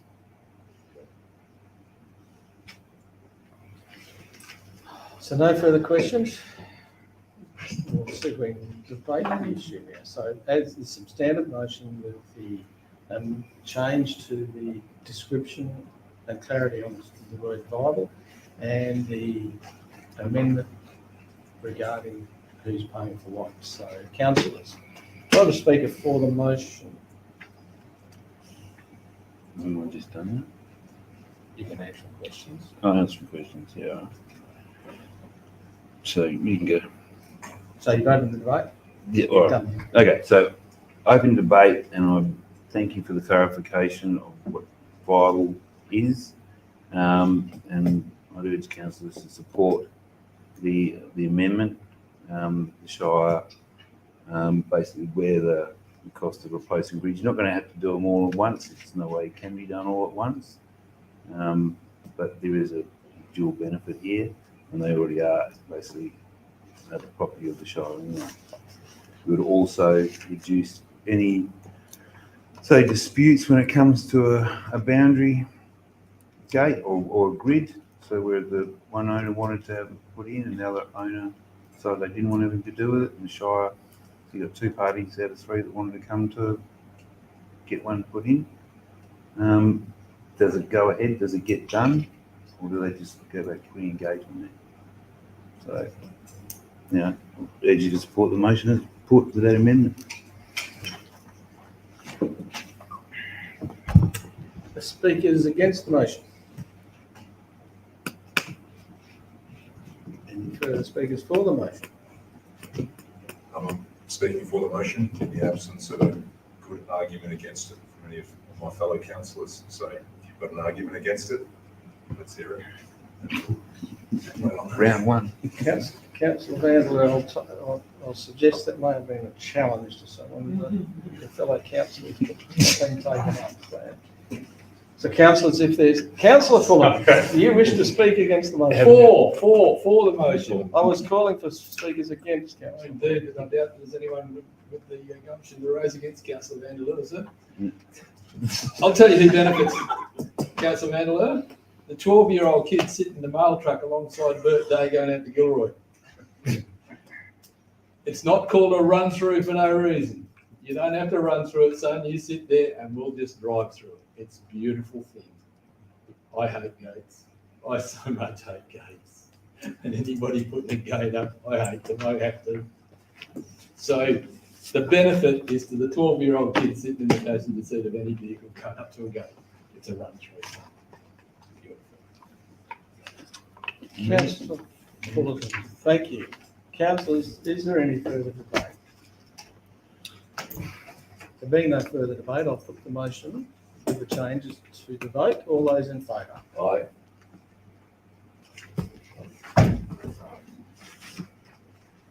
All those against? Thank you.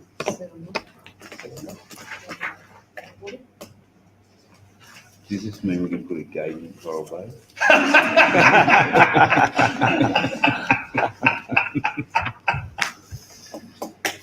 Councillors.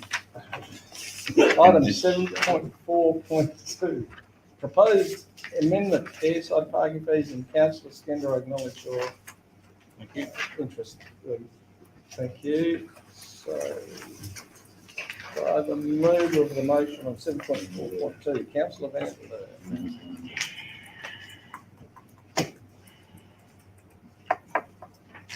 Councillors, is there any debate on this item? Councillor Massari, all right. He's talking in my ear.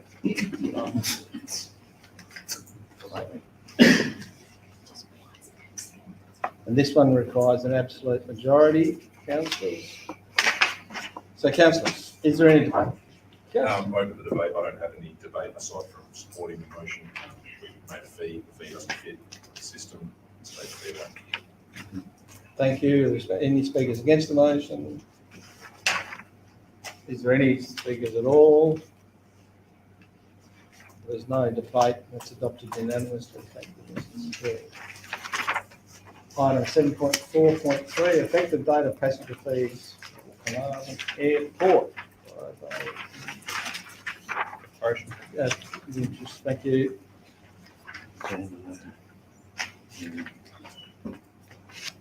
Councillor Van der Leyen moved that. Mr. Hill and Councillor Masman seconded it. And it is an absolute majority, not a simple majority. Councillors, if you know that. Is there any debate? Question? Anything at all? The debate's open. I speak in favour of the motion. I think we've arrived at an outcome that it works. We've got variable cost method, basically being out more passengers for more money. I don't really understand the perspective of Rex from a negotiating perspective there. I think what we were trying to achieve seemed pretty fair. But in any case, this works too. So I support it. Thank you. Councillor Skender, did you? No, I just want to concur with Councillor Van der Leyen. Just any potential further negotiations with Rex. I believe doing this was fair and in good faith, and may, as mentioned, assist in any potential further negotiations going forward. So, thank you. Thank you, Councillor. You're absolutely right. Well done. Any questions, sir, if I may? Yes. As to the $35 inclusive combined passenger and landing fee, I take it that is bodies, bums on seats, as they say in the travel industry. So if a 40-seat aircraft lands with 20 passengers on board, it pays the $700. That's right? Okay. So if the passenger is en route from Monkey Mire to Perth and comes from Monkey Mire to Carnarvon, the aircraft lands, let's assume the person doesn't get off, and carries on to Perth, is that $35 still applicable to the charge to the airline for that? Okay. Does that work the other way around if it goes from Carnarvon to Monkey Mire?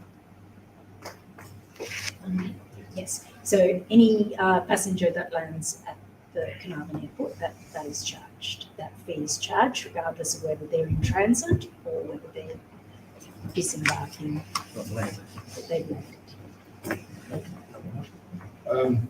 And onto that, who's auditing the taxation, if I can use those terms because I'm familiar with them? The tax being the $35, it's a poll tax per head. Where is the audit process? Is there any gates or any physical control to know how many people are actually on each aircraft as it goes through? And I'm sorry to double up on this one, but does that mean that an aircraft not carrying any passengers at all, for whatever particular reason, would actually be landing tax-free? Okay, and I shall ask Mr. Nielsen if he has anything further to add. The first one around who is auditing.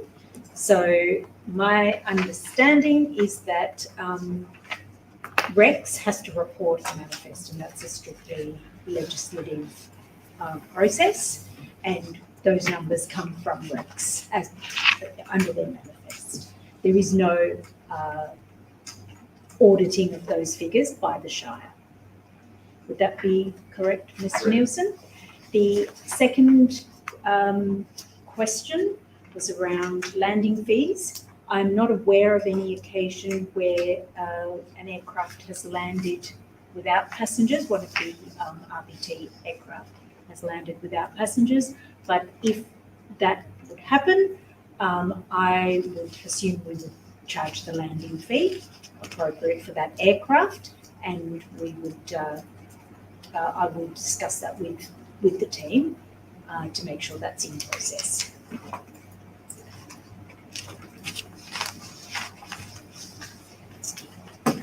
Councillors?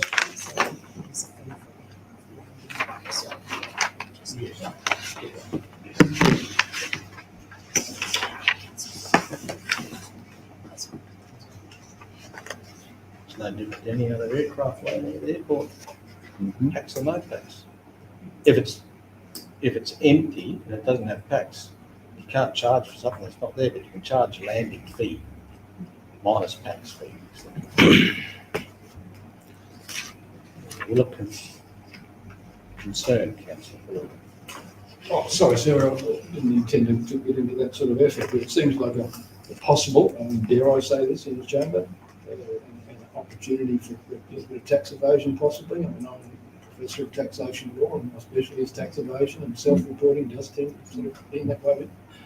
I'm not alleging anything to anybody, but it can happen, or mistakes.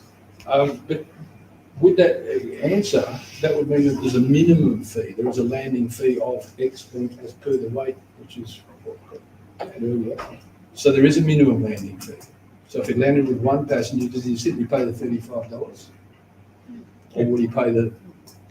So if one was to have an empty aircraft, you get yourself one passenger and reduce your landing cost from whatever the fee was to the $35. Is that, I'm not following that? That's my case. Thank you, Councillor Fullerton. That's the choice you make when you go for.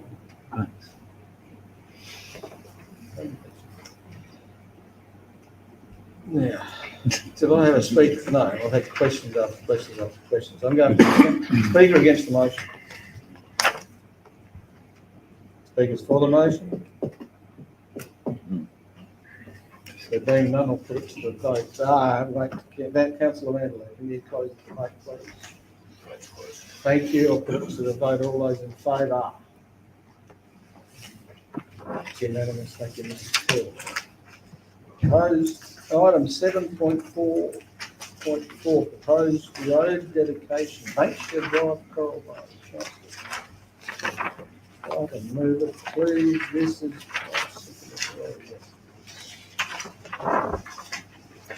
Move it, please. Councillor Fullerton. Councillor Vanderbilt. Councillor, is there any debate?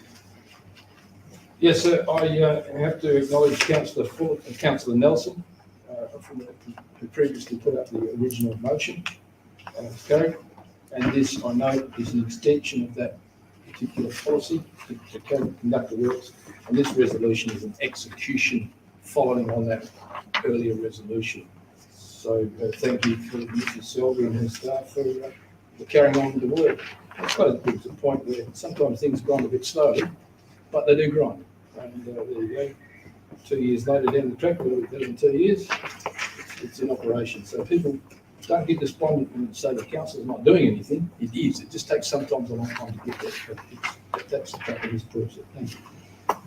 Thank you, Councillor Fullerton. I'll take that as speaking for the motion. I got any speakers against the motion. Are there any further speakers at all, councillors? There's no debate. That's adopted unanimously. Item 7.4.5, donation request of limestone blocks of Known Yacht Club. Mrs. Selby has declared an interest in this item, and I note Mr. Nielsen has as well. And yes, Councillors, the mover, please. Councillor Mason. Councillor Fullerton. I'm sure you put your hand up to do this, Councillor. Thank you. Councillor Mason. Is there No, debate's open, and yeah, as per the officer's recommendation, I urge the council to support that. Obviously, there is a monetary amount to it, but we do have these limestone blocks sitting about in the yard. So, yeah, the yacht club can help them improve the facilities, which we quite often use for citizenship ceremonies and Australia Day celebrations. I think it'll be a big benefit to the whole community. So, I urge you to support the recommendation as presented. Thank you, Councillor Mason. Councillors, are there any speakers against the motion? Any further speakers for the motion? I support the motion for the reasons mentioned by councillor Mason, and also for the reason that there is no foreseeable requirement by the staff in this country. So we don't need them in the foreseeable future. They have been there for some time. Councillors. Councillor Fuller. Sorry, just one more, sir. Thank you, councillor Vanderloo, councillor Mason. My note is, sure, better there than in the depot. I note that this will go towards the enhancement of the Fassane foreshore itself as the extension of the multi-million-dollar exercise that state and local government in previous times past, the old green shed, which is older than I am, to remove that and tidy that whole thing up. So ultimately, the benefit is not so much for the CYC who are doing it, of course, but the community will benefit in having a better ambience on the Fassane. Strongly recommend. So, thank you. Thank you. Councillor Mason, yes, you may close the debate. Thank you. Yeah, okay, the debate's closed, although it would be nice to be able to offer them some reef modules too. We've got plenty of those. We'll just stick with the limestone blocks for now. Debate's closed. Thank you, Councillor Mason. Councillor, I'll put it to the vote. All those in favour? Right. Unanimous. Thank you, Mr. Seal. Councillor, I'll refer you back to the index. Do we have any applications for leave of absence? None. Motions of which previous notice has been given, there are none. Are there any questions from the members? So do we not have a confidential item to be brought forward? Yes, that's coming up, Councillor Fullerton. It's well and truly on the way. I've got one statement on it. Is it a question? No, it's a question from members without notice. Yes. Is it a question? Yes, indeed. To Mrs. Selby. I know, thank you very much for the simple but very, very appreciated flagpoles at Cenotaph, and I'm sure the RNSL will pass on the gratitude. In fact, I'll do that now on their behalf. It was done on time, on budget, and very effectively and efficiently. Okay, it's a small thing, but it's beautiful, and I've got great emotional attachment to that. And the question is that, well, we've got a great social outcome, a good environmental outcome. How much did it cost? Thank you. Through the chair, thank you, Mr. President, and thank you for those words of acknowledgement, and I'm sure the Executive Manager of Infrastructure will pass that on to his team. The cost of the item all up was $6,519.25 to purchase and install and remove the old ones. So, and the community, Through the chair, thanks, Mr. President. Donations to date come to $4,100.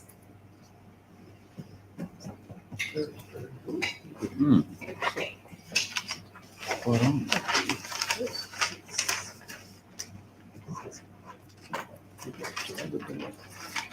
Yeah, thank you. Thank you, Councillor Fuller. Thank you for the kind words. Our urgent business approved by the presiding member or a decision of council. I don't know whether I'm allowed to approve urgent business when it's my business. It's me moving a motion. I'll move the motion. Thank you, councillor Fullerton. Can I have a second? Councillor Mandela.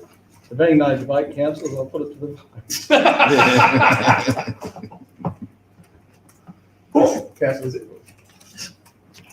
Councillor Fullerton, when you've gathered yourself, I'll put it to the vote. All in favour? Thank you. So councillors, I'd like to move a motion that council by absolute majority endorse using up to $21,000 from the surplus in the current fees and charges variation report, in brackets, tip fees and refuse collection, to commence the clean-up of the illegally dumped waste on the South Common, east of the Oyster Creek Road and Cornish Street. Cool, seconder please. Councillor Vanderweer, thank you. So councillors, it's been annoying the hell out of me since it was first brought to my attention that that waste was out there. We have an upcoming cyclone season which could see that being spread even further.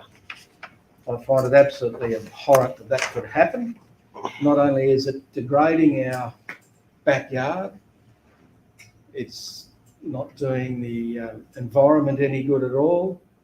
It's just plain damned ugly and lazy of some members of our community, and it's a hazard. So thankfully I went looking and I found some money, and being a surplus engaged in, earned from refuse collection, I think it's the correct place to grab that money and utilise trying to clean up as much as we can. I doubt if it's going to be anywhere near enough. Hopefully it'll get a lot of it cleaned up. So I'll ask you all to support that, please. Thank you. I've got a question. With the rubbish that's collected out there, will whoever gets the job to pick it up, are they going to pay tip fees on the rubbish? No.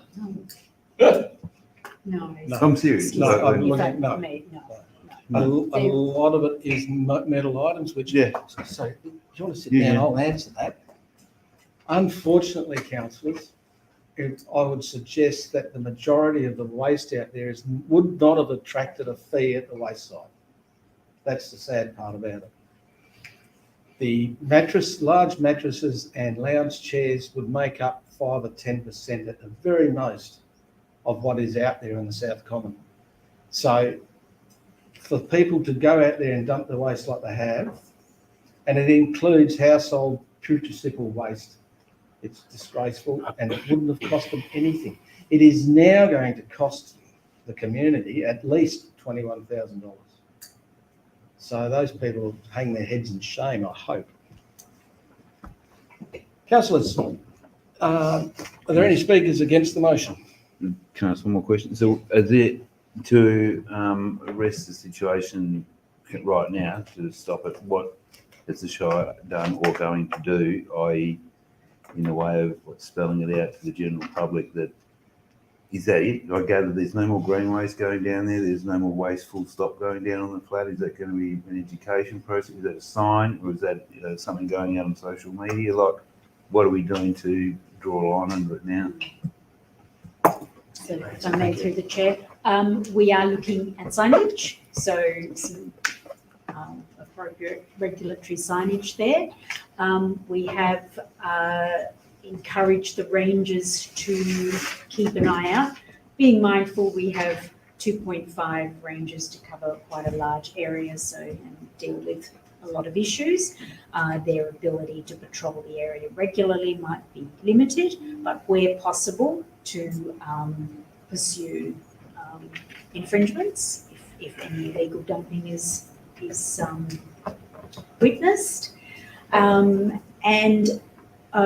We will have to undertake a better education program around using the waste site, what is free. There seems to be a misunderstanding in the community about the fees for household waste, or there being fees for household waste.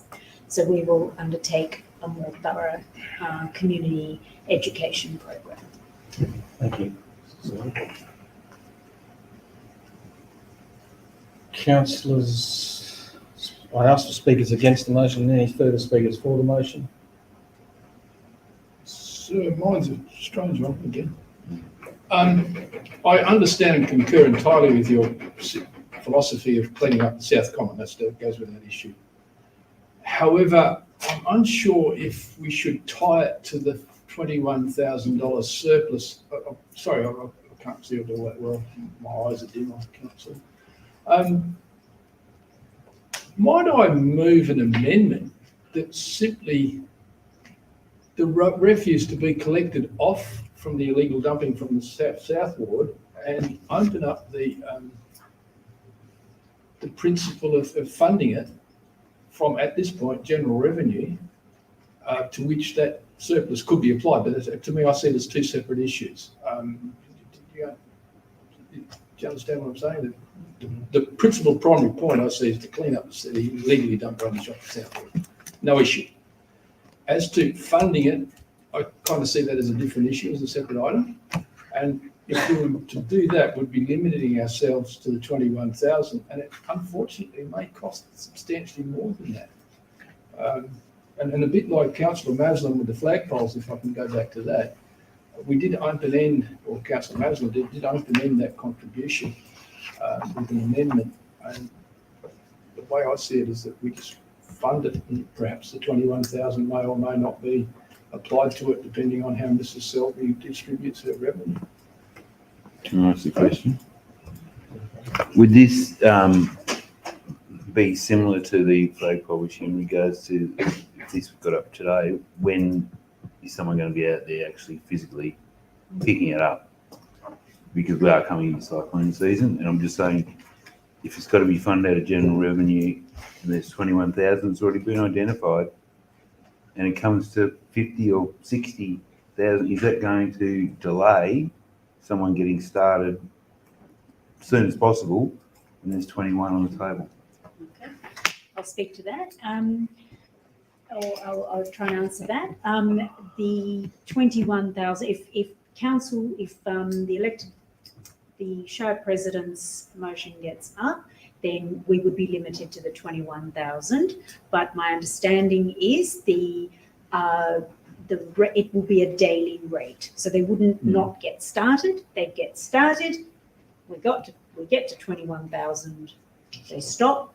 We would by then have a better understanding of the volumes and the cost, and we could bring another item to council around the remaining, cost to clean up the remaining waste. So if it was left open as Councillor Fullerton suggesting, and then we get started, would it not come back to council as a budget variation? If they kept going over that? Yes, it would. Yes, it would. So without stopping the cleanup? Yeah. So we're still waiting on quotes. A couple have been requested, Mr. Nielsen. Yes. A couple of quotes have been requested. We've not received them yet. So once we have those, we can, and if there is a recommendation or a resolution of council, we can commence. The difference would be if the limit of 21,000 is placed on that, we would bring an item back to council for additional funds if required. Whereas if there isn't a limit, then it would be cleaned up in its entirety. Coming back to council. I'd like to clean up entirety. Sorry. I think do you mind through the chair? Yes. Do you mind if Mr. Nielsen? Just for information, Mr. President, there is a budget line called illegal rubbish dumping. For that purpose, there's $5,000 in that account. So you could, along the lines as the council was suggesting, you could do that as so the budget is an estimate. It is for the purpose for cleaning up of illegal rubbish dumping. You could proceed with that when that budget is exceeded. That can then come back to council as a over budget type variation. I think. Yes. So you've got $5,000 and there's no expenditure trade on. Yeah, so thank you for that. I went for that surplus because it is within the tip fees refuse collection. It's in that area. It is a significant amount of money, and I want to give this every chance in the world to get cleaned up as much as possible, because it doesn't matter what we do. If we go with the 5, then we've got to wait until we go back to council to find and do something else. Get started with this. I reckon we'll get a significant amount of it done, and in the meantime, after 2 or 3 days, we'll have a better idea of where we're going, and then the staff will have to start. If we're going to clean the entirety of it up, the staff may have to look. We might be having to move a motion with it. We're going to do without something altogether. I'm extremely keen to get this moving, and as soon as possible. This way, we get it started with a significant amount of money behind it to really get something done. Thank you. So I've just spoken for it again. Does anybody wish to speak against it? No, but is there a, You've got an amendment to the motion. Do you have, Councillor Fullerton, do you have a seconder for that amendment to the motion? without a limit on it? And that's the clean up. I don't know how you can move that without some idea of. Sir, if I may for clarification, I know that it's a small point, but I do like flag poles because it worked, is that Councillor Mazen had an amendment and the council will fund the shortfall or some words to that effect. It is not our backyard, it is in actual fact our front yard. And it's not going to be $1 million. Let's put that in concrete. I think we just pick up the shortfall, and if Mrs. Selby's got a problem with that bit of funds, she will come to us. There's no doubt. I think that we can trust our staff to do it as efficiently, as effectively as they can. And if it starts to be some serious runoff, I'm pretty sure they'll come back to it. Otherwise, they can just carry on and get it done. We did set a budget for the flagpoles, or at least that's a place where we were going to draw the funds from to meet the shortfall, but didn't we? It wasn't like a limitless amount to deliver the flagpoles at all costs and come back to us later. There was a ceiling.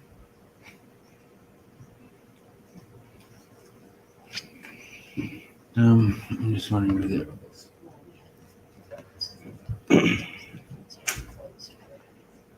is this?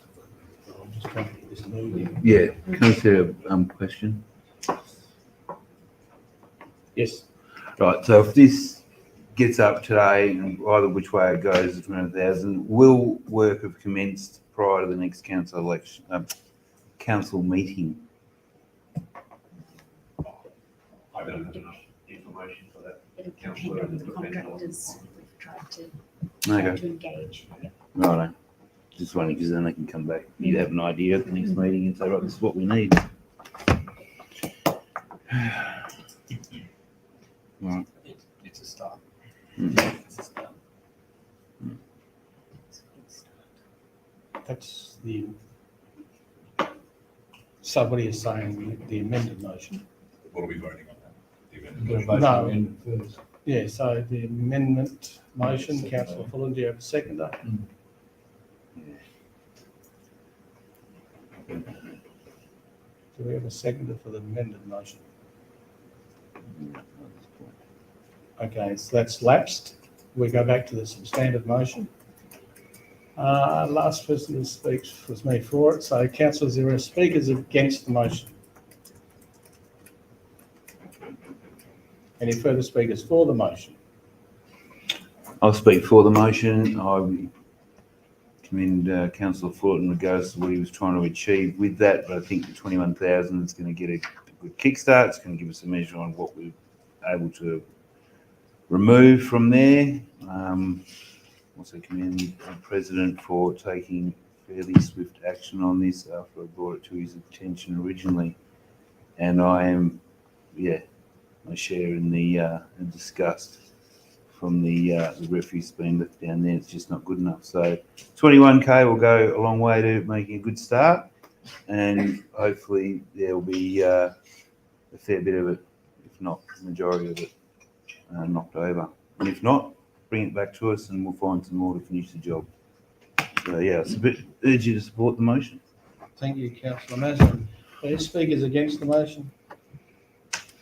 Any further speakers for the motion? Debate's closed, councillors. All those for it? Aye. It's unanimous. Thank you, Mrs. Hill. Thank you, councillors.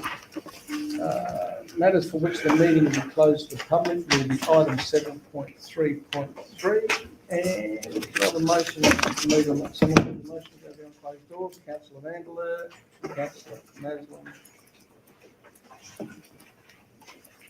All those in favour? Right.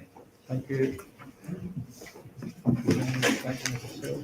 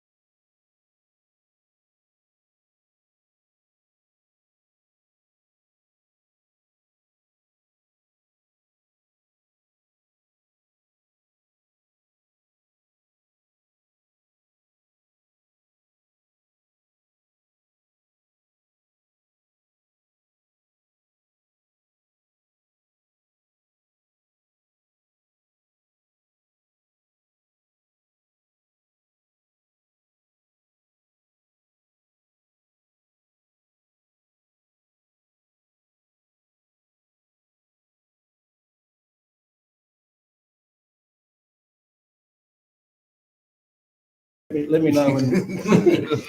Thank you. Councillors, the date of the next meeting will be Tuesday, the 13th of December, 2022, commencing at 1 p.m. I thank everybody for their time and efforts today. I think that was a bit of debating, Councillor. That was excellent. Oh, good. Really good. People would, sorry about the housing one, but that was amazing. Councillors, go and have a look at it. I don't think it's great. It's not going to get any better. It's only, Like, I know Mrs. Selby's going to